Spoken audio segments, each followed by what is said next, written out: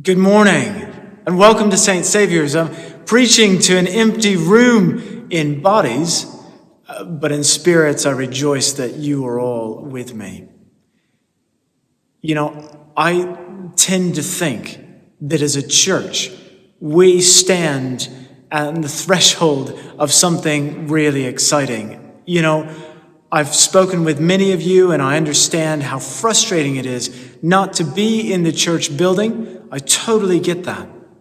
And yet, another side of me actually is very excited about the prospects that this allows us to think about, of what it would look like to be church in the community, to be in and amongst our neighbors, the people of Lark Hall and Wider Bath, and the opportunities that we have now to venture out and do some exciting things.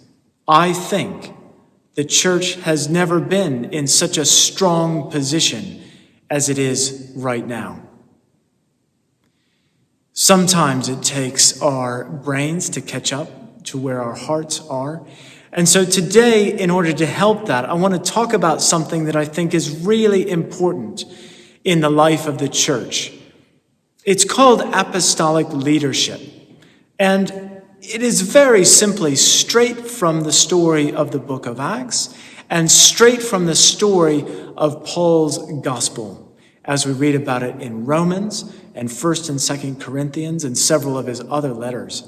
I think Paul was so good about thinking of church in a way that was non-conventional.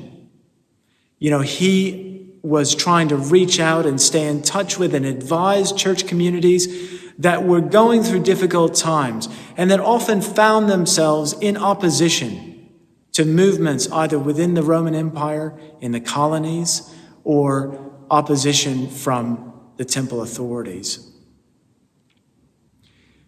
Paul speaks really clearly and encouragingly about what we can do in the life of the church to come across and get over many different kinds of challenges. And so apostolic leadership is not just about me. It's not just about other visible leaders in the church. It is actually about every single one of us understanding God's call in our life, which is not just a discipleship issue, but understanding God's call in our life as a leader. Let me give you an example. Paul spoke clearly about what he thought leadership was. And he uses this word some 15 times in his letters, particularly in Romans and 1st and 2nd Corinthians. And the word that he uses is asthenia. Asthenia is a Greek word. And what it means essentially is weakness. Now, we say, what does weakness have to do with leadership? The world shows us what it means to be a good leader, right? Strength, authority, being confident, being well-spoken, having degrees and letters behind your name, having a successful business, or, we look at the folks in government at the moment, maybe at the council level or above, what it looks like to be a leader.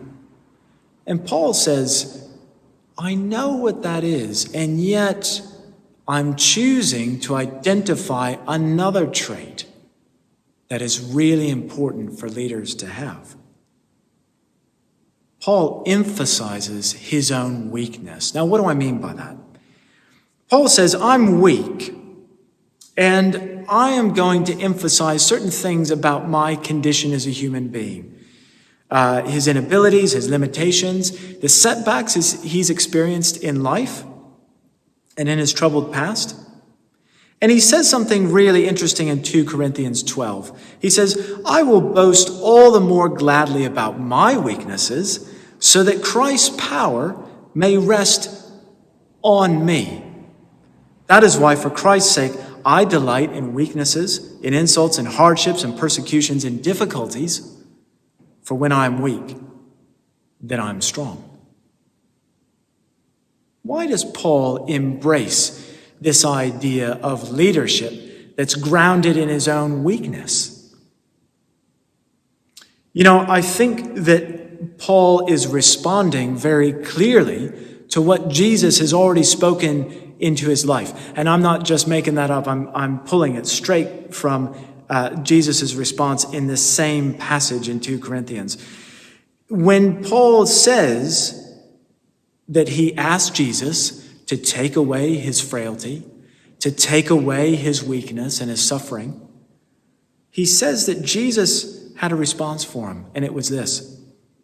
Jesus says, "My grace is sufficient for you, for my power is made perfect in weakness."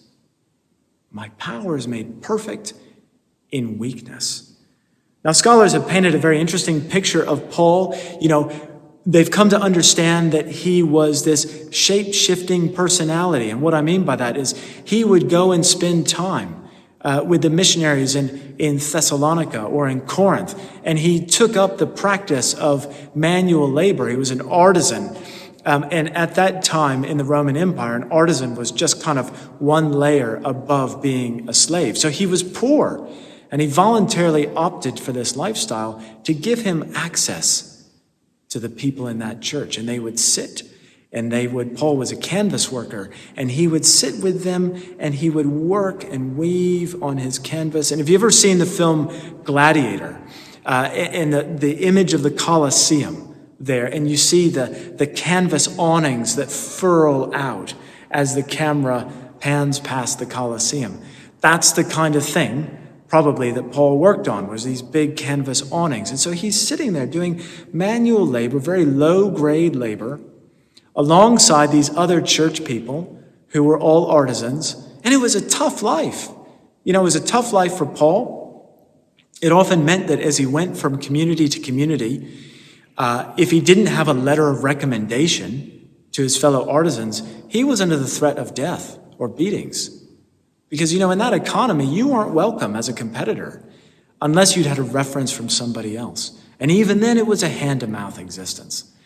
We think that Paul was handicapped in some way, that he had sustained some injury in prison, probably a leg injury, and they had probably this chronic eye condition, maybe a chronic eye disease or infection, which made his eyes red and weepy. And in person, he was even less impressive. He spoke softly, probably with an Aramaic accent, which in the communities that he was around would have been thought to be foreign. And he talks about the way that he presents himself. But these are all important things for Paul. The reality is, and what Paul knew, is that he did have status in the eyes of the world. He was a Roman citizen. He would have been able to produce his papers on asking. Being a Roman citizen in that time was an extremely exclusive identity. He was a Pharisee. So in the eyes of the Jews, he was a very learned scholar. He was also a trusted authority among the temple authorities. He had been sent out on this mission to persecute Christians because of his authority as a Pharisee. So he was a learned scholar. In modern day terms, he probably was the equivalent of an advisor in the House of Bishops, or maybe in the mayor's office in London, because his power was also in a political way in the temple authority as much as it was in a religious way. Paul had status. But he does something really interesting. He chooses to set it aside. He talks in 1 Corinthians 2. "I didn't come with eloquence or human wisdom as I proclaimed to you the testimony about God. For I resolved to know nothing while I was with you except Jesus Christ and him crucified." And he explains why this is important by saying, "I came to you in weakness with fear and trembling. My message and my preaching were not with wise and persuasive words, but with a demonstration of the Spirit's power, so that your faith might not rest on human wisdom, but on God's power." Paul puts on the mantle of weakness, of looking unimpressive. He puts on the mantle of servitude,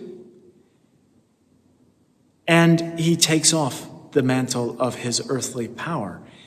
And in the equivalent of that time, it would have been like taking off your purple-lined robe, because purple was a sign of wealth and power. People on their robes would have worn some element of purple if they had status. It would have been taking that off and replacing it with clothes of simple white, which is exactly what Paul talks about in baptism. Is it we're replacing the clothes of the world, our status, whether high or low, with a new, identifiable, simple status in Jesus Christ. It says, I'm putting Jesus first in my way of living.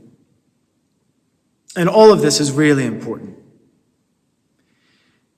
He's choosing to go out and minister to and evangelize a group of people whom the Jews hated. They hated him for their immoral practices, for their vile, dirty way of living, for their pagan orgies, for their tendency to prosecute each other in courts of law, their tendency to exact interest on payments. And Paul's going among these people and saying, I see Jesus Christ at work in you. We think about the passage that we've heard today. That's what Paul's saying. I see Jesus Christ written on your hearts to these pagan converts.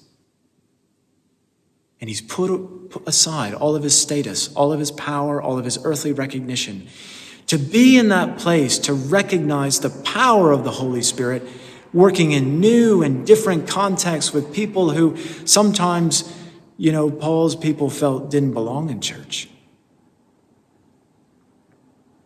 It's in this way that the church grows, and it's in this way that we are all called as apostolic leaders to identify what the Holy Spirit is doing, not just in our church family, but out in the community, out among people who others might think don't deserve a place here.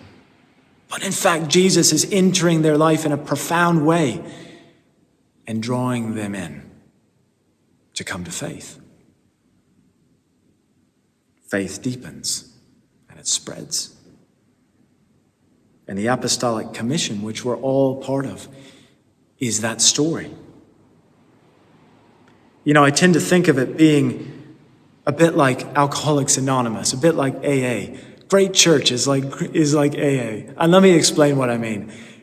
It's about recognizing our brokenness. And it's about having a story as a church family where others are allowed to come in and be open about their brokenness, to be honest about who they are and where they've come from, and us to accept that story as a church family and say, yes, that is us. And that our story doesn't end here. Because in recognizing that brokenness and recognizing that narrative and how universal that is, we're acknowledging that the power of Jesus Christ is absolutely necessary to change that in our life and the life of the world around us. And so what Paul is saying, apostolic leadership, is simply acknowledging the Holy Spirit runs the show, that Jesus Christ is the center. He's the center of our lives. He's the center of the church family. He's the center of what's happening outside those doors, how he's drawing people in. And that's the challenge for us. And I think it happens to be really exciting. But don't take my word for it. I'd love for you to hear the story of a close friend and colleague. Her name is Patrina. And I'm going to play her story now.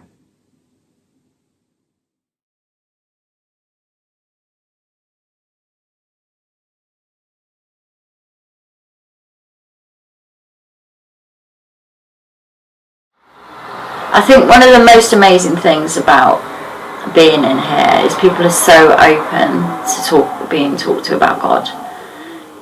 Whether they believe or not, quite often people come in troubled, and you'll say, can I pray for you? And they're like, yes, please. Whether they believe or not, they still, would like to be prayed for. And from that, comes conversations about God and Jesus, and And then, through here, people come into the service on Sundays, find it's nothing like they thought it was going to be. It's feel very welcomed and make friends, and then they get baptised, which is amazing. Yeah, it is. 6 years ago, I was a year clean off drugs. So I was a drug addict for all my adult life. So I was really lost, as a lot of the guys are that come in addicted at the moment.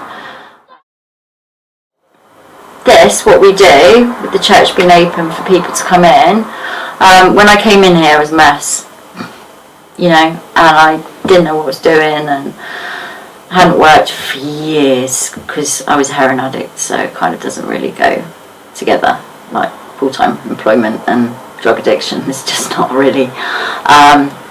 So then I started volunteering 1 day a week, and then I was kitchen leading, and then I was asked to oversee, and then eventually there was funding for the job.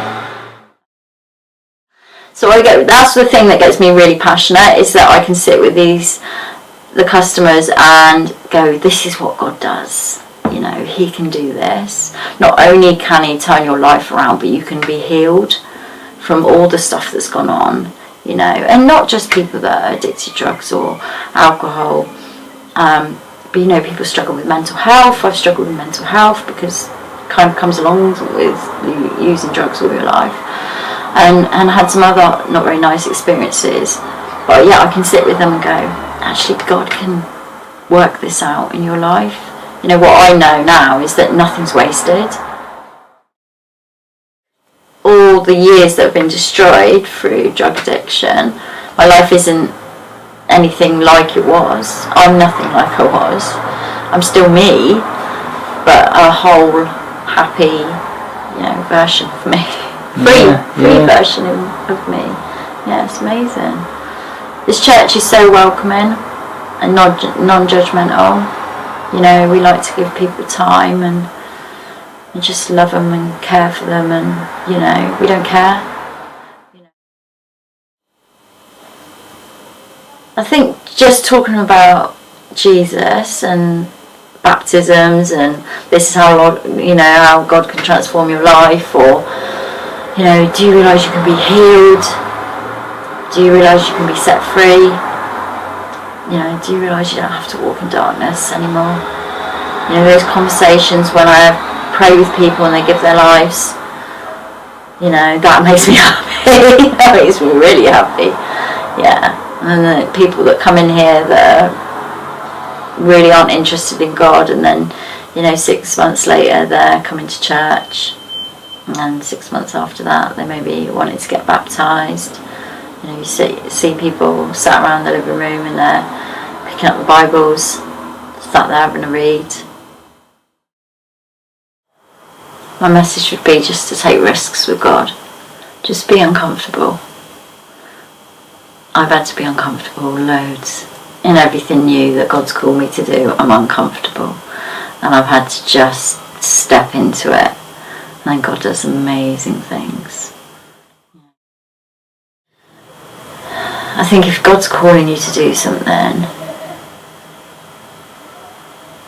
you just can't ignore that, can you? Well, you could. I haven't been able to. It's just not worth it. Because as we step out in faith with him, we grow in him. And I think we start to become the people we're meant to be.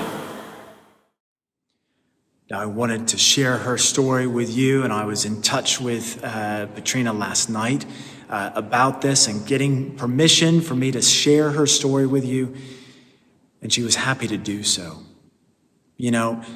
She finds it hard telling that story because in the beginning, she felt ashamed of it.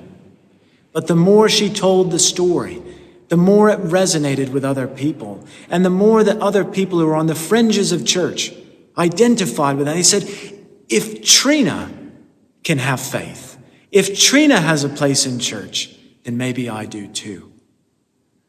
And the power of her testimony has had effect on others.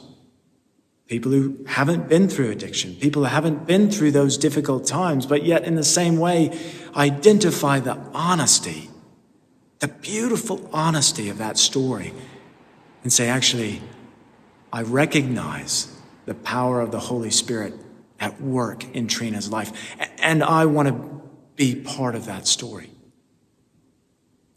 Apostolic leadership isn't then just a way of leading this church or any church. It's a way of living life. It's a way of looking at the people around us and saying, I think maybe Jesus is doing something in their life. I'd love to share the story of Jesus Christ with somebody out there who I'm in relationship with. I'd love to pray with and for somebody who Jesus is doing something in, who might be outside the church family. And in short, it's a way of seeing the world, I think, a little bit like Jesus Christ does. Bless you guys. Have a good week.